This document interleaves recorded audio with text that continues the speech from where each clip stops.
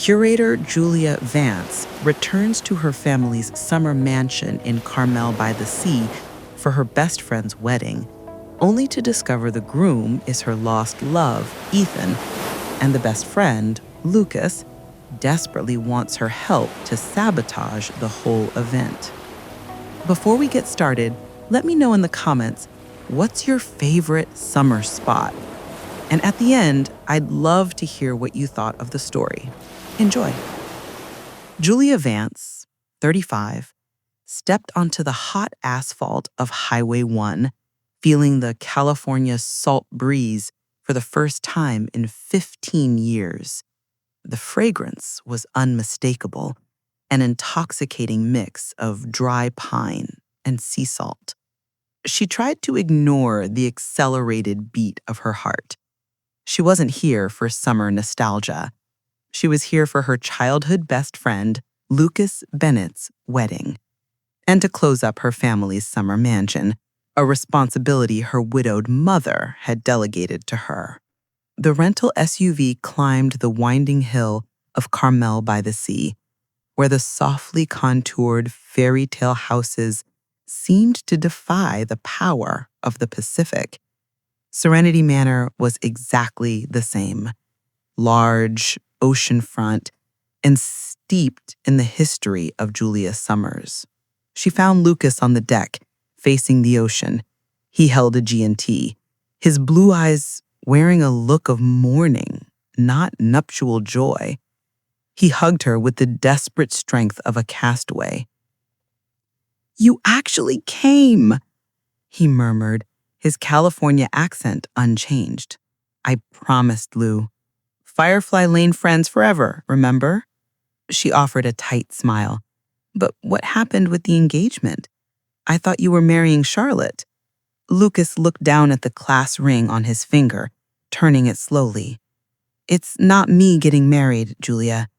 It's Ethan," he said, his voice a hoarse whisper that the sound of the waves on the horizon almost swallowed. Julia froze. Ethan, Lucas's brother, her first love, whom she hadn't seen since that last summer, when he had rejected her so cruelly it made her vow never to return. "You're kidding me," she managed to say. The heat of the sun on her neck suddenly felt like a fever. "Ethan? Since when?" "Since Charlotte fell for him in college, right after we broke up. They just waited until I was okay with it." "I'm not okay, Julia. You're telling me I fly across the country for your wedding and find out the groom is the man who broke my heart, and you're crying over the bride?" The art curator in Julia felt ridiculous. The fairy tale setting seemed like cheap melodrama. "It's my only shot," he insisted, turning to her, desperation etched on his face. "You, the great Manhattan strategist, and me, the incurable Carmel romantic? If we team up, we can drive them apart by the end of the weekend. It's a favor for our friendship, a last summer of conspiracy." The sliding glass door to the living room opened, and a tall, tanned, and incredibly familiar man walked out. His scent of sea salt and sunscreen reached Julia afore he did. Ethan Bennett. He was 40 now, with faint stubble and green eyes deeper than Julia remembered. He wore board shorts and a white t-shirt, the very embodiment of coastal life. Ethan stopped, his gaze locked on Julia's, an instant shock of recognition mixed with a familiarity that made 15 years feel like seconds. "Julia? I didn't know you were coming," Ethan said, his voice low and strained, a note of genuine surprise. He never apologized, never called, and the only thing Julia could think of was the night he told her to leave. "Neither did I, really," Julia replied, her voice reverting to the cold, professional tone she used at million-dollar auctions. She turned to Lucas, her eyes flashing a dangerous warning. "What's the plan, Lucas? How are we going to destroy Your brother's wedding. Ethan's face drained of all color. Julia, what is he talking about? Oh, just catching up, Julia said, giving him a fake smile that didn't reach her eyes. Lucas and I were just remembering old times. Apparently, we have some unfinished business here in Carmel. The only unfinished business you have here is with me. Ethan shot back, his eyes narrowing. You left 15 years ago without a word, no phone calls, no emails, you just vanished. I was asked to leave, Ethan. By you, she stated plainly. Don't pretend you've forgotten. Lucas stepped between them, placing a hand on Julia's shoulder. Hey, let's keep it civil. Julia's my guest and my maid of honor, actually. Lucas lied smoothly. Ethan scoffed. Maid of honor? Since when do you two talk? The last time she was here, you were sleeping on the couch for 2 weeks. It was a misunderstanding, Lucas insisted. Julia looked at the tension in Ethan's jaw and the immediate wall he had built. This was delicious. It's true, Ethan. Lucas and I have reconnected. We're very close. And I'm going to make sure this wedding is absolutely perfect. For Lucas. Ethan stared at her for a long moment, then turned and walked inside, slamming the glass door behind him.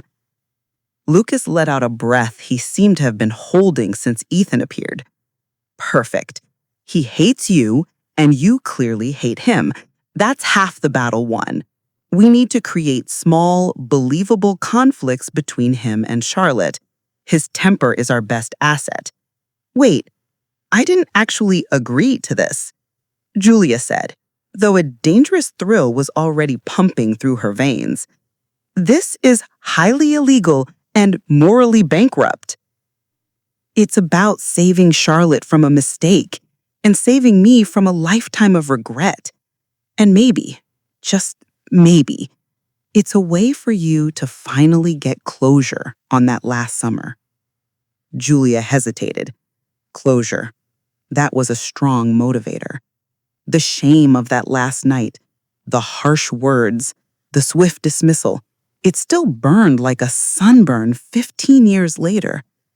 Fine, I'll do it, Julia decided, pulling the sleeves of her silk shirt over her elbows. But this is not a game. We do this clean, no direct lies, only forced, inconvenient truths. And if I feel bad for even a second, I walk. Deal. Welcome back to the good life, Julia. I'll go get you a G&T. We have a lot of plotting to do. As Lucas disappeared, Julia turned to face the vast Pacific Ocean. The salt air felt cool on her face, but the memory of Ethan's angry green eyes felt hotter than the summer sun.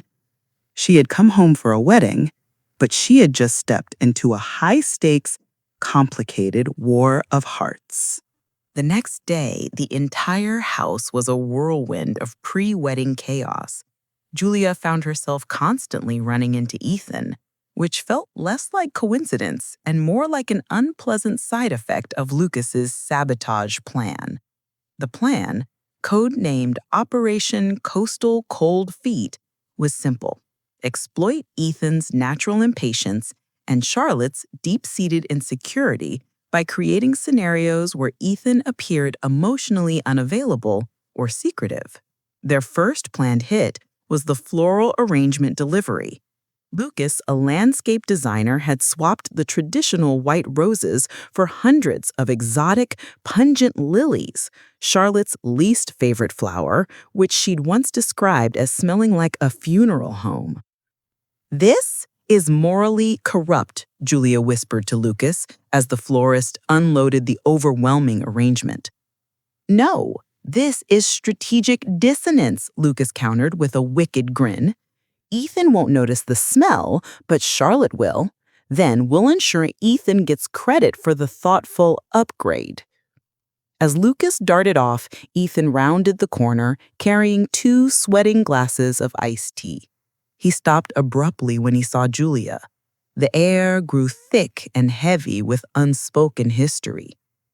"Planning your grand escape already, Vance?" Ethan asked, his tone laced with sarcasm. "Or are you just enjoying the smell of your impending doom?" I accepted the iced tea, the cool glass a temporary relief against the increasing summer heat. "Neither. I'm ensuring Lucas's wedding, or I suppose your wedding, is beautiful. Are you nervous, Ethan? You look like you're about to face a hostile takeover, not marry the woman you love." I learned a long time ago not to show weakness in the presence of predators, especially not in the presence of an art curator who specializes in flipping treasures for a profit. You haven't changed much, have you? "I changed everything," she said sharply. "I left this little life. I stopped believing in happy endings, and I learned that promises made on a beach at sunset are worthless." The mention of the sunset, their sunset, 15 years ago, hit him visibly. His jaw tightened. "And you think destroying your best friend's brother's wedding is the sign of a better life? I think your brother deserves better than a woman who still looks at him like he's the North Star," she shot back, immediately regretting using Lucas's words. "And what do I deserve, Julia?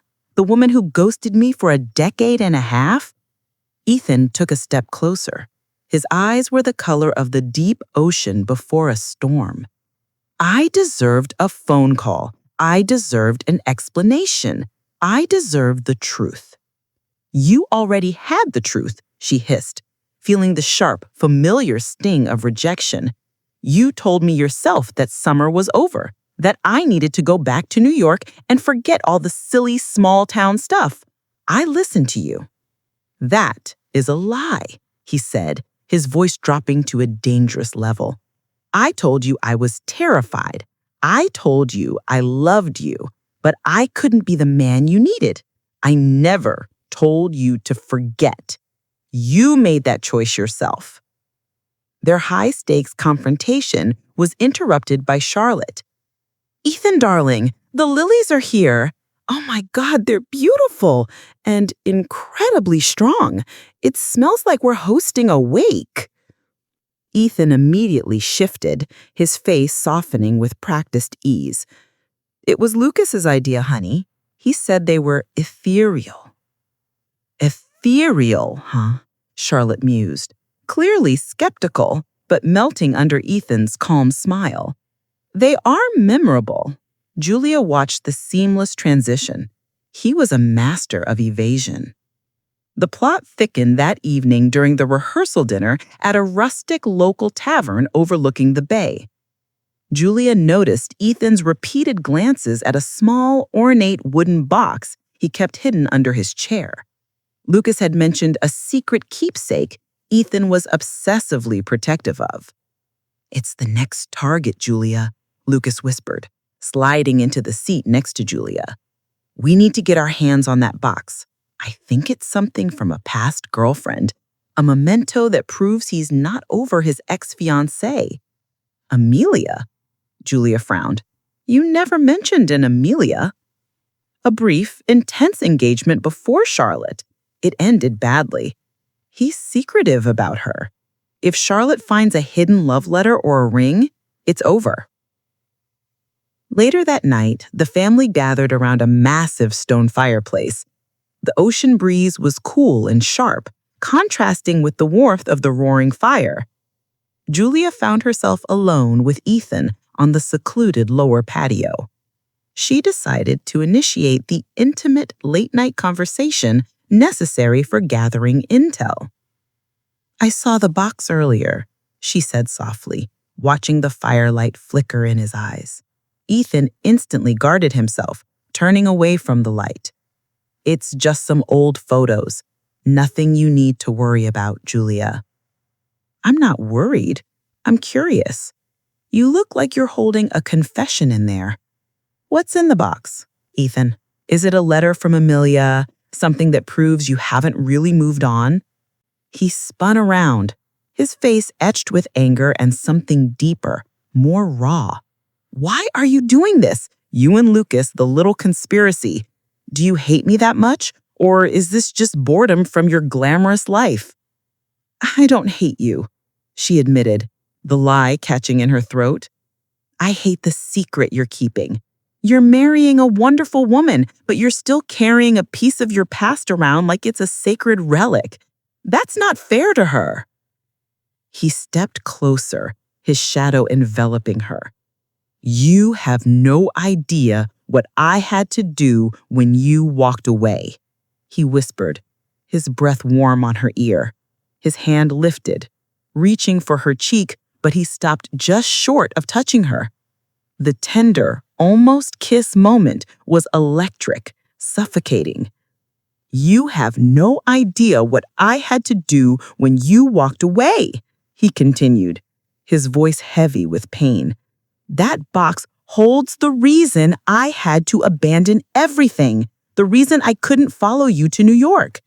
It holds the shocking truth, Julia, the truth about the accident that summer."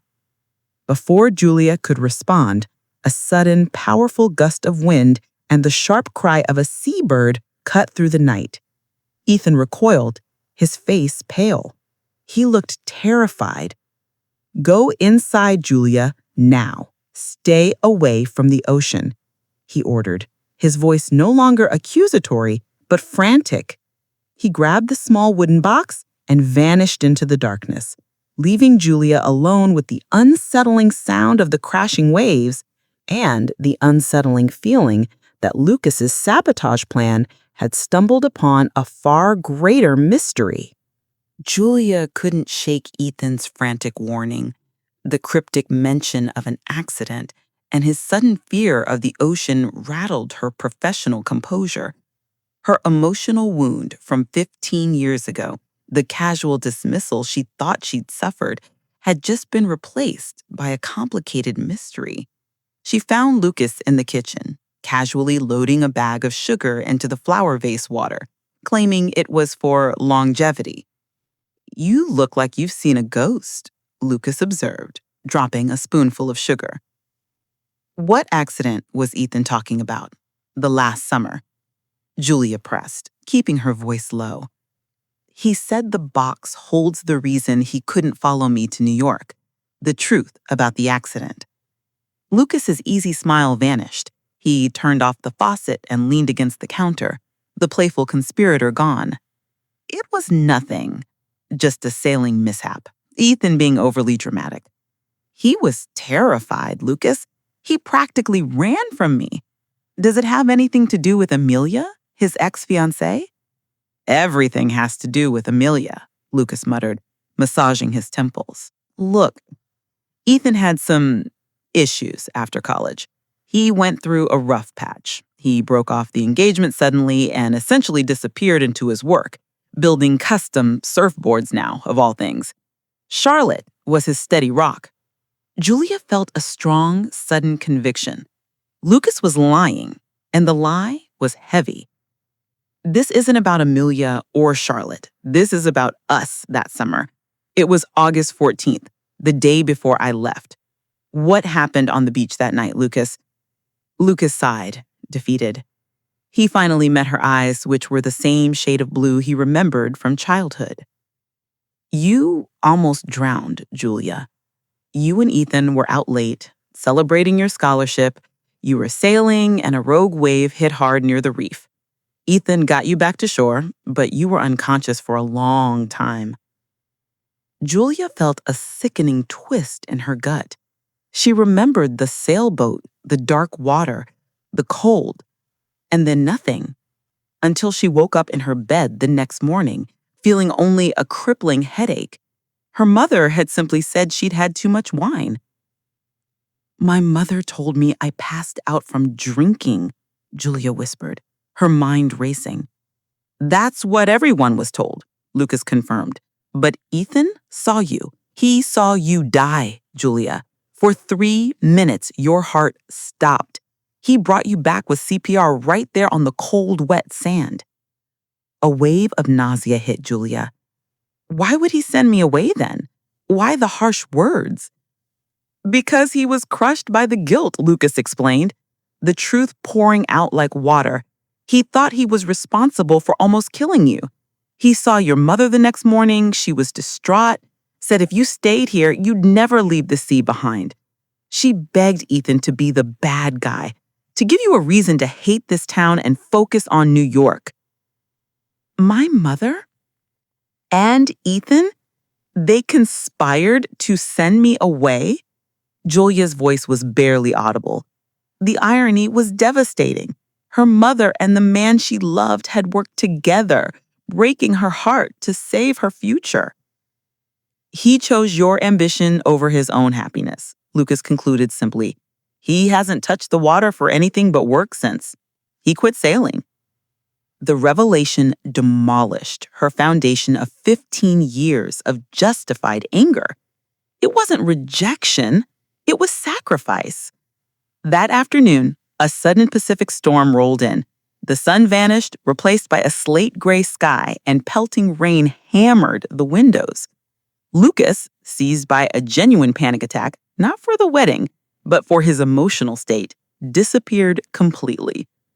Julia found Lucas in the deserted boathouse, not working on surfboards, but staring blankly at a dilapidated sailboat named the North Star, the same boat they had sailed that night. This was the crisis point. Julia walked toward him, the smell of damp wood and old sea salt overwhelming the air. The truth is in the box, isn't it? She asked softly, standing a few feet from him. It's the police report, the hospital records, the full story of August 14th. Ethan didn't turn around.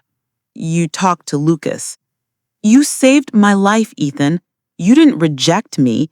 You gave up your life here to save mine in New York. He finally turned, his eyes wet with unshed tears. I saw your face in the dark, Julia. You were blue. You were gone. I swore I would never put you near that kind of danger again. Your mother was right. You had a chance at greatness. I was just the charming mistake that almost ended it all. But you let me believe you didn't love me, she argued, the hurt returning. But now it was a shared pain. It was easier than making you stay, easier than seeing the fear in your eyes every time we went near the water. He confessed, I still love you, Julia. More than the sea, more than this town. But you left and Charlotte stayed. She understands this life. She doesn't need protecting. Does she know about the accident? She knows I quit sailing. She knows I have a deep aversion to open water. She thinks it was a traumatic event with Amelia. It's the only lie I've let stand. So your whole life with Charlotte is built on a lie of omission to protect her from the trauma that you hid from me to protect my future. Julia felt the weight of the years of deceit. It's all an intricate lie. I know, he admitted, his shoulders slumping. And now you know too. You and Lucas can ruin everything. But please, if you love him, leave Charlotte out of this. Julia walked up to him, the dramatic confrontation finally reaching its emotional peak. I don't want to hurt Charlotte. I want the truth. I want the 15 years we lost. It's too late, Julia said, shaking his head. Is it? She reached out and touched his hand, her tenderness an antidote to his despair. You saved my life once, Ethan. Now let me save yours. He looked at her, then down at her hand, and back into her eyes. The rain lashed against the corrugated roof of the boathouse, surrounding them in a world of water and uncertainty. Ethan didn't pull away. The storm intensified, trapping Julia and Ethan in the boathouse. The crisis had become an accidental forced proximity, replacing their angry sparring with raw honesty. Lucas still wants me to stop the wedding, Julia confessed. The sound of the heavy rain drowning out all other noise. He thinks he's saving Charlotte from you. He's acting out of hurt, Ethan said simply. He loves her, and he thinks if I marry her, He loses his last tie to this place, to family. And what if he's right? Julia challenged him, stepping closer. What if Charlotte marrying you, the man who lives in silence, is just another way for her to be Lucas's steady rock? You're marrying her because she's safe, Ethan, not because she's the one who makes the salt air taste sweet. His eyes were full of a desperate recognition. He finally closed the gap between them, pulling her into an embrace that was instantly familiar, yet terrifyingly new after 15 years. I tried so hard to forget the sound of your laugh on the water.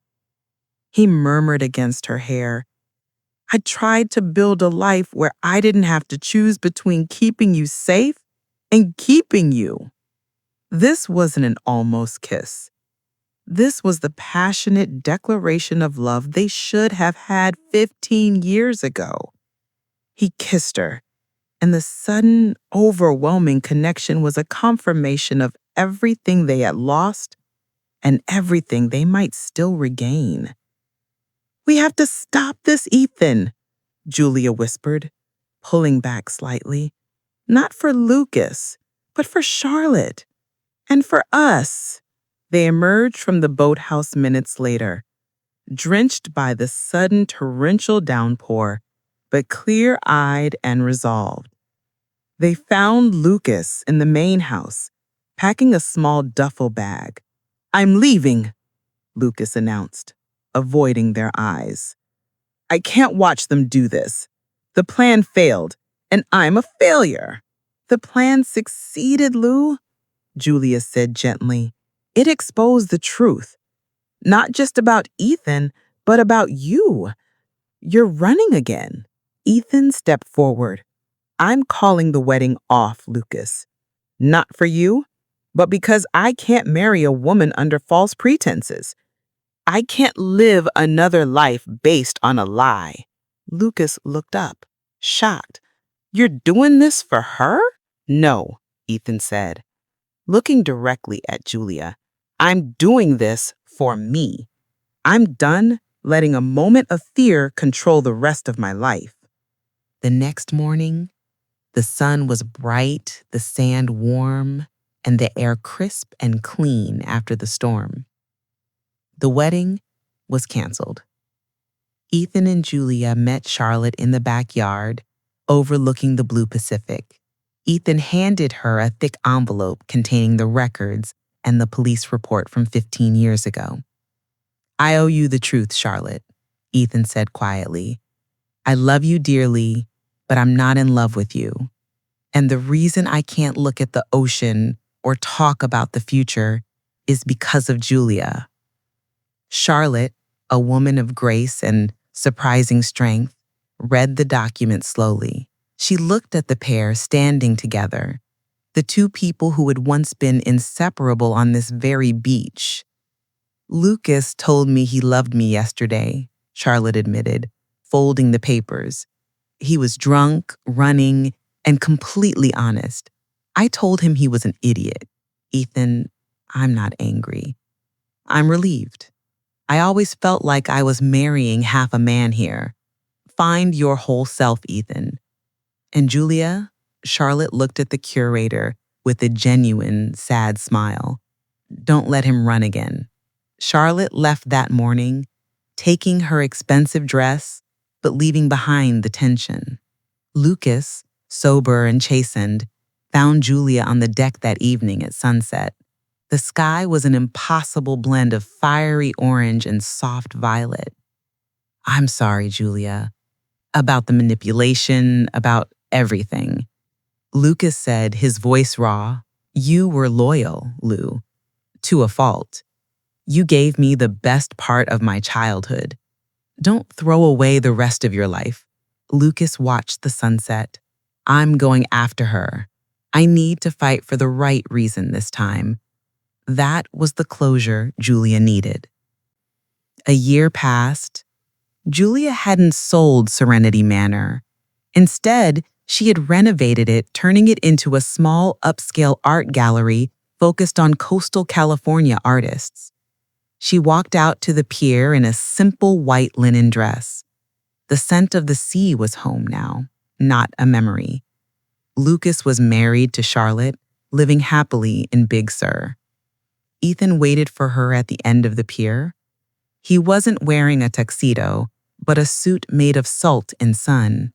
He held a small, beautifully carved wooden box, the same box from that last summer. "He have something for you," his green eyes shining with the perfect clarity of the afternoon sun. He opened the box. Inside was a simple silver pendant carved in the shape of a sailboat. Tucked underneath it was a paper that wasn't a police report or a fake marriage license. It were a deed. He explained he had sold his share of the Bennett land. He bought the old commercial fishing dock downtown. He wants to build a real marine conservation center, a place that works to keep this coast healthy. He's not running from the water anymore, Julia. He's fighting for it. So he took her hands. This was the grand gesture. "I don't need a deed, Ethan," Julia said, tears in her eyes. "This isn't about property," he clarified, pulling her close. "This is about stability. I want to give you a life that's strong enough to withstand any wave. I've waited 15 years to say this when it truly means something, not just a promise under the moon." He dropped to one knee, the weathered wood of the pier soft beneath him. "Julia Vance, I loved you when I sent you away. I loved you in every silent year, and I love you now. Marry me. Let's make every summer here a new beginning." Julia didn't hesitate. "Yes. Oh God, yes." He slipped a ring on her finger, a simple gold band shaped like a wave. They kissed, the sound of the familiar waves providing the soundtrack to their second chance. Their true safe harbor wasn't the mansion or the gallery, it was each other, finally grounded in the same place. What did you think of Julia and Ethan's story? Would you have written a different ending? Share your thoughts below. And don't forget to subscribe and turn on notifications for more stories like this.